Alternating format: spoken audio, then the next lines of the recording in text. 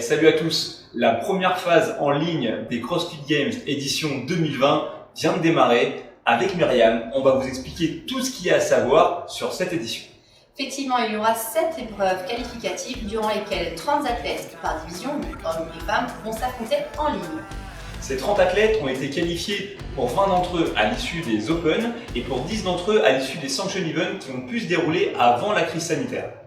On va pouvoir voir différents athlètes de haut niveau s'affronter et ça va être assez intéressant de pouvoir voir quelle organisation il va y avoir en ligne. Pour vous les fans, il y aura un petit peu de frustration et beaucoup de suspense.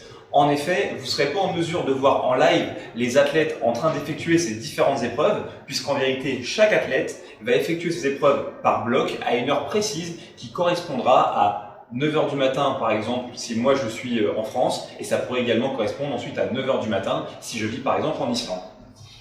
Cette année, en fait, a été marquée par la crise du Covid et du coup, ça a impacté toute la saison du CrossFit.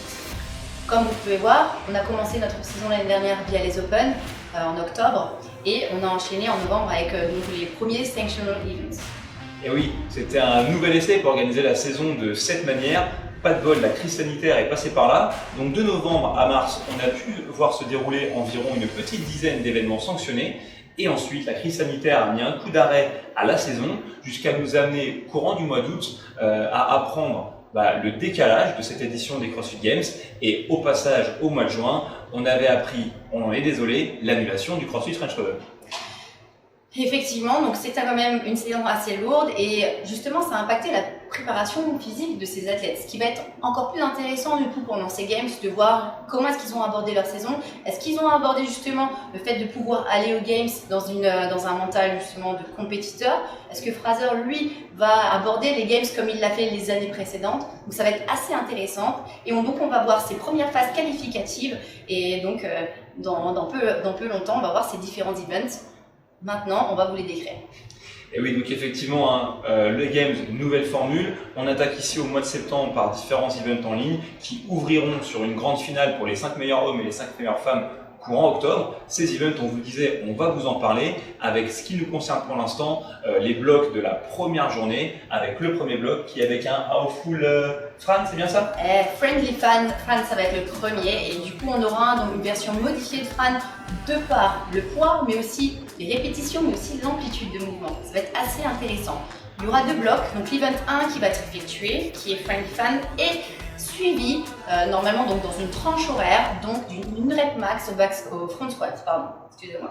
Et oui, donc c'est ça, le premier bloc de cette première journée, Friendly Fran, 3 tours de 21 répétitions de thruster à 50 kg pour les hommes et 40 kg pour les femmes? Exactement, 85 kg. Okay, 40 kg environ pour les femmes, enchaîné avec 21 chest to bar, et dans ce même bloc horaire qui s'étale de 9h du matin à midi, effectué sur une période de 20 minutes, une répétition max au front squat. Et on aurait bien voulu voir Willy George faire cette épreuve, Friendly Fran, parce que je me souviens aux Games, quand il avait fait les big couplets, il était vraiment bon sur les chests et sur les snatchs, etc. Donc malheureusement, même s'il fait partie des meilleurs mondiaux, on ne le verra pas tout comme Sabrina Caron sur ces épreuves, mais peut-être qu'on aura des surprises justement de leur part pendant ce week-end. C'est sûr que tous les athlètes qui auraient pu être qualifiés aux Games vont essayer de se frotter à cet event-là. En plus, c'est assez marrant, mais dans l'actualité de la petite communauté CrossFit, la question de faire tomber un record à Fran est quelque chose qui s'est posé là tout récemment. Donc c'est sûr que tous les gens qui sont un petit peu dans le game ont recommencé à faire des pull-ups et des thrusters. Moi, je parie que les meilleurs cette année sur cet event seront sans doute pas loin d'approcher les 3 minutes.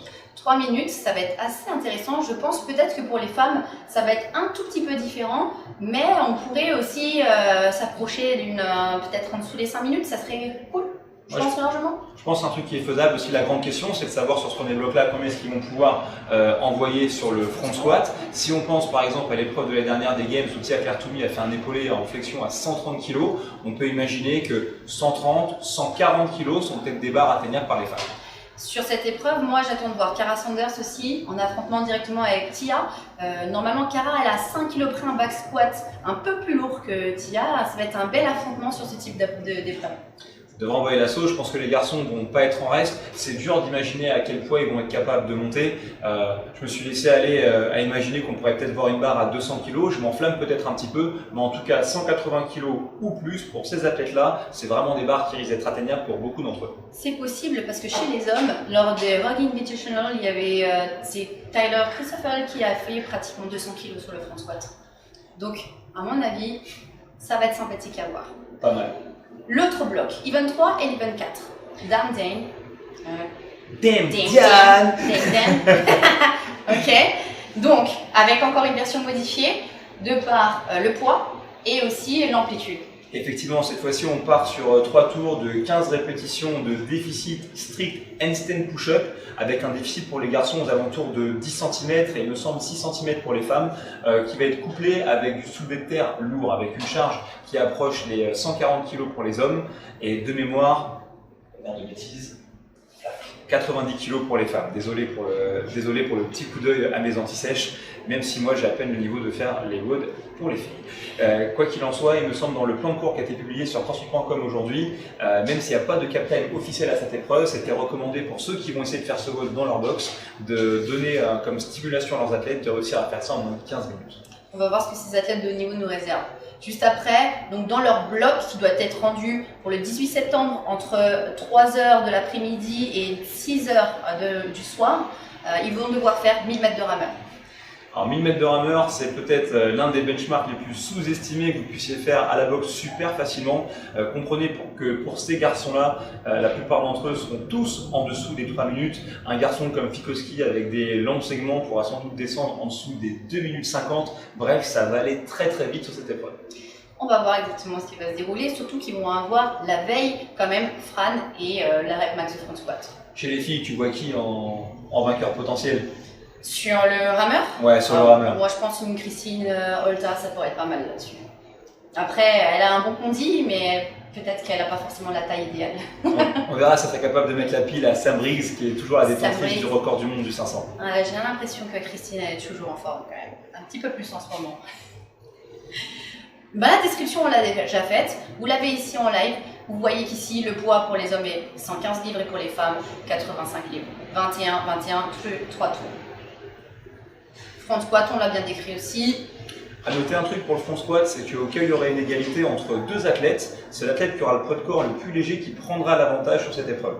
Ça, c'est intéressant aussi à noter, et pour une fois qu'on prend le poids de corps en compte justement pour départager ces athlètes. Sur la journée 2, Nasty Nancy. Nasty Nancy, donc une version modifiée de Nancy, à nouveau un benchmark très connu dans le monde du CrossFit avec un mélange d'overhead squat et de course à pied. Là, attention, on a rendu ça beaucoup plus piquant, on a augmenté les charges vers le haut aussi bien pour les garçons que pour les femmes. On a rajouté des bar facing burpees. Bref, cet entraînement-là va être hyper redoutable. Le poids, en fait, va s'approcher de leur poids de corps pratiquement à tous ces athlètes et c'est ce que là, sur ce workout, ça va devenir intéressant puisqu'en général, on a quand même un stimulus assez cardio avec une charge overhead squat qui est assez simple à soulever. En 2013, c'est Josh Bridges qui avait tout fait dans une version un peu modifiée sur 4 tours sur lesquels lui, il est allé s'embriquer sur les overhead squats qui étaient aussi un tout petit peu plus lourds que Nancy. Là, on va voir s'ils vont pouvoir tout faire unbroken et s'ils vont pas être impactés par les bare-facing burpees. On va voir, en tout cas je sais qu'on a eu quelques petites indiscrétions, notamment au travers de James Hobart, l'ancien partenaire d'entraînement de Rich Froning, qui apparemment s'est frotté à ce Nasty Nancy et qui aurait réussi à tenir l'épreuve sans breaker aucune des reps. Donc normalement ça devrait bien se passer, mais juste une nouvelle fois, ils vont aller ultra fort et ça va aller ultra vite. Et sur ce même bloc, on aura l'event 6 qui est le handstand hold. Et là, cette fois-ci, c'est pas de la marche sur les mains. Ça va être de rester dans un carré de 1,2 m par 1,2 m en handstand, free handstand.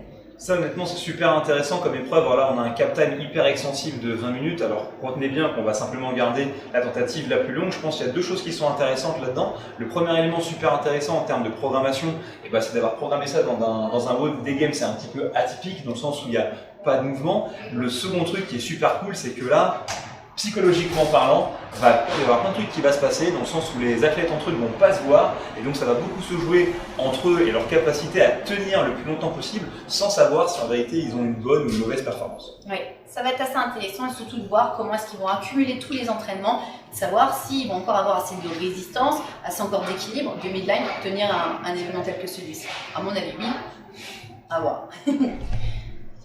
Si on part sur le reste du coup des entraînements et les descriptions un tout petit peu des athlètes, on pourra en parler tout à l'heure. On sait que ce matin, il a été annoncé le 7e workout qui est donc GHD Annie, enfin non, Awful Annie. Ouais, c'est un Awful Annie, mais du coup c'est le bon fil conducteur hein, que tu as trouvé, hein, Myriam, la fameuse midline. Pour tous ceux qui ont participé au French Rodon il y a l'année dernière, je vous en rappelez sans doute de cette épreuve Annie au GHD, avec un mélange de corde à sauter et du coup de GHD sit-up. Il n'y avait rien de pire pour impacter la ligne médiane des athlètes. On va retrouver ça encore cette année, combiné avec un truc que personnellement j'avais pas vu venir, c'est un clean avec un poids hyper relevé puisqu'il sera de 125 kg pour les deux. Les hommes et 84 kg pour les femmes. Ils pourront utiliser toutes les méthodes de clean, power clean, squat clean, comme elles le disent dire. Mais là, je me demande exactement à quoi ça va ressembler après avoir été sur 50 reps de GHD sit-up. Mais aussi, il y a un détail qui est à noter pour ce workout, c'est que la corde n'est pas une corde usuelle. Le juge va ramener avec lui dans ses affaires donc une corde qui est en tissu et qui est beaucoup plus lourde que celle qu'utilisent. Elles n'ont pas le système de rotation qui est fluide comme celle qu'on a l'habitude d'utiliser. Tiens, d'ailleurs, avant de s'intéresser aux athlètes, on peut un peu parler du judging pour cette première phase des CrossFit Games qui se fait donc en ligne. Sachez que pour garantir un maximum d'objectivité et de justesse entre les différents athlètes, a été dépêché un membre du séminaire staff qui a un passif de juge au CrossFit Games afin d'évaluer en temps réel chacun des athlètes. Donc ils sont là pour superviser le bon respect des standards, la mesure de 500 mètres pour la course à pied et effectivement fournir cette fameuse corde aux athlètes de manière à s'assurer que chacun puisse effectuer les épreuves dans de bonnes conditions mais aussi des conditions standardisées. On parlait des athlètes tout à l'heure, donc nos athlètes favoris, les athlètes sur lesquels on est en train de miser. Et du coup là, on a devant nous une liste donc, des athlètes femmes qui vont s'affronter. Beaucoup des pays représentés, on va dire, il y a en majeure partie donc, les américaines, mais on a l'irlandaise Emma McQuaid qui s'est qualifiée à travers un sanctionals, il me semble, Cara Sanders qui revient de maternité, donc ça va être intéressant là cette année de voir dans quelle forme elle se situe, juste après donc avoir une saison totalement off. Et un espoir qui est Ellie Adams, qui s'entraîne du coup avec Rich Froning, qui va être intéressante aussi à suivre parce qu'elle est très prometteuse. Elle avait gagné les Games quand elle était teens. Et on a Sarah Simmons-Tir, une de nos favorites aussi. Ouais, Sarah, franchement, qui s'en est très bien sortie. Elle a fini première des Open cette année, c'est de bon augure. Moi, c'est quelqu'un sur qui je mise parce que quelqu'un qui a toujours très bien performé, notamment en régionaux. Ça veut dire qu'elle aime beaucoup les épreuves qui se déroulent dans un environnement proche de la boxe. Oui. Elle a toujours eu toujours un peu plus pêché dans ce qui se faisait en dehors de cet environnement-là. Oui. On peut aussi retenir le nom pour les européennes de Christine Holty, qui finit, si ma mémoire est bonne, 3e à l'issue des Open. Ça aussi, c'est une valeur sûre. C'est une athlète très discrète, mais qui a très peu de trous dans son armure. Franchement, à mon avis, elle va envoyer. Une athlète qu'on a vue lors des French en équipe, Gabriela Migala, qui est aussi une des teens, donc une version teens, là, récente, des athlètes de haut niveau maintenant chez les femmes. Intéressant de voir aussi comment elle a évolué. Et elle y aura encore une fille de l'Est, Laura Horvat. Là aussi, j'aimerais savoir un petit peu comment elle se situe après sa 2e place il y a 2 ans. L'année dernière, c'était un petit peu moins ça, voire maintenant, est-ce qu'elle est nouveau en forme ou pas? Ouais, Laura Horvat, elle est passée quand même au travers de différents stades, elle a eu une blessure au dos. À une époque, ses variations de poids ont fait couler beaucoup d'encre. Aujourd'hui, c'est Nathan Burdi qui donne le gymnastique course qui s'occupe d'elle à distance. Elle a vraiment l'air d'être en grande forme. Et une nouvelle fois, je pense que le fait de jouer pour elle depuis sa boxe à la maison, ça devrait lui permettre de performer. Si on jette un petit coup d'œil à la suite de la liste des athlètes, on se trouve aussi avec Brooke Wells, intéressante, Samantha Briggs, qui n'a pas forcément eu une saison très continue, peut-être qu'elle aussi elle s'est laissée un petit peu aller par le flow un tout petit peu donc, de la crise qu'on a eue, donc c'est quand même une adepte des sanctionals. Là, on l'a pas encore vu pour cette saison. Sam Briggs, elle était super maligne en fait. Elle a récupéré son ticket d'entrée au travers des Dubai Footage Championship et c'est vraiment malin parce que c'est un sanction event dans lequel, historiquement parlant, il y a toujours eu des épreuves qui ont cherché à tester les capacités monostructurelles des athlètes. On se rappelle de l'épreuve de vélo, il me semble, d'il y a 2 ans et encore une épreuve très longue cette année. C'est sans doute ça qui lui a permis de tirer son épingle du jeu. C'est une matcheuse, Samantha Briggs, on ne sait pas où est-ce qu'elle finira dans ce classement, mais je pense que tout le monde va prendre du plaisir à la voir poster ses scores. Une des athlètes aussi que je veux voir performer là-dessus, c'est Bethany Shadburn, l'américaine. Voir un tout petit peu aussi comment sa saison se déroule. Sur le reste, bien entendu, on sait qu'une de nos claires favorites, ça va être Tia. Et là, les chiffres, de toute manière, parlent pour elle. Au féminin, c'est elle le GOAT des CrossFit Games en tant qu'athlète féminine. Regardez ça, 3 victoires consécutives au CrossFit Games pour un total de 6 apparitions. Elle paraît quasiment indétrônable, celle qui a eu l'air de survoler la compétition l'année dernière. Oui, c'est celle qu'on a vu gagner le plus et pour le moment, elle est indétrônable. Si on la compare à quelque chose de comparable, du coup, on a Matt Fraser. Là, effectivement, Matt Fraser, Tia-Claire Toomey, qui aujourd'hui passent quand même beaucoup de temps à s'entraîner ensemble. Les deux veulent exactement la même chose, ils veulent continuer à écrire l'histoire des CrossFit Games. Tia, elle est déjà dedans, c'est-à-dire qu'à chaque épreuve qu'elle va remporter, elle va faire un pas de plus en avant. Et déjà, depuis l'année dernière, personne, à part elle, n'avait réussi à gagner 3 fois les CrossFit Games. Pour Matt Fraser, Covid ou pas, peu importe le format des CrossFit Games, c'est l'occasion pour lui de faire tomber le record de Rich Froning avec 5 victoires consécutives aux CrossFit Games. C'est lui qui deviendrait le saint patron de la discipline. Il a été assez discret pendant cette saison. On a entendu parler d'une petite blessure de dos. Plein de choses se sont déroulées pendant la saison. Il n'a pas beaucoup parlé de ses entraînements. Donc là, on va être curieux. Est-ce que on sait qu'il a un mental de gagnant et que lui, quoi qu'il arrive, il veut vraiment toujours être le leader. Maintenant, est-ce que cette configuration va le stimuler autant? Moi, je pense que Matt Fraser, c'est un matcheur, c'est effectivement quelqu'un qui communique peu sur les réseaux et en règle générale, lorsqu'il communique, c'est au travers de ses performances sur le dance floor. En tout cas, ce qui est certain, c'est qu'aussi, je ne sais pas exactement comment est-ce que vont se dérouler les épreuves pour eux, s'ils vont s'entraîner ou effectuer des épreuves depuis le même gym, mais il devrait y avoir une belle alchimie, une belle émulation entre ces deux-là et ça promet de cartonner. Effectivement, ils vont le faire de la même gym et c'est ça qui va être intéressant. En ce moment, ils sont un peu inséparables, donc on va voir comment ils vont se stimuler dans les épreuves. Et maintenant, les hommes. Ouais, donc à nouveau, on peut jeter un petit coup d'œil sur cette liste d'athlètes masculins qui participent à ces phases finales des CrossFit Games. Vous pouvez noter donc Cole Sager, on ne le présente plus, le petit protégé de Ben Bergeron, 7 participations au CrossFit Games. Il a vu l'année dernière l'esprit des Games. Moi personnellement, j'ai sur cette liste-là une petite préférence pour Samuel Cournoyer. Pourquoi? Parce qu'il est francophone et qu'on l'a rencontré au French. C'est un bon gars, là, le protégé de Michel Le Tendre. Attendez-vous à ce qu'il fasse des étincelles.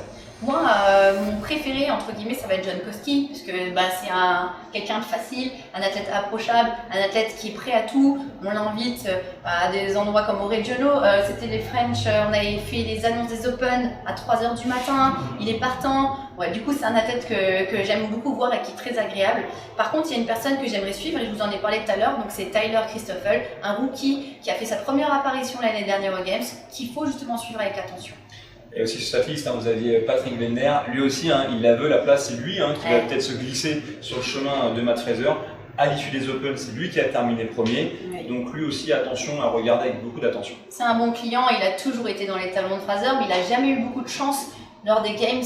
Il y a toujours eu des aléas, soit physiques, de chute, ou autres, qui ont fait qu'il n'a jamais pu saisir sa chance, comme l'a fait Noah Olson l'année dernière, quand il est arrivé deuxième, et on le voit sur cette liste. Là aussi, c'est carrément un bon client.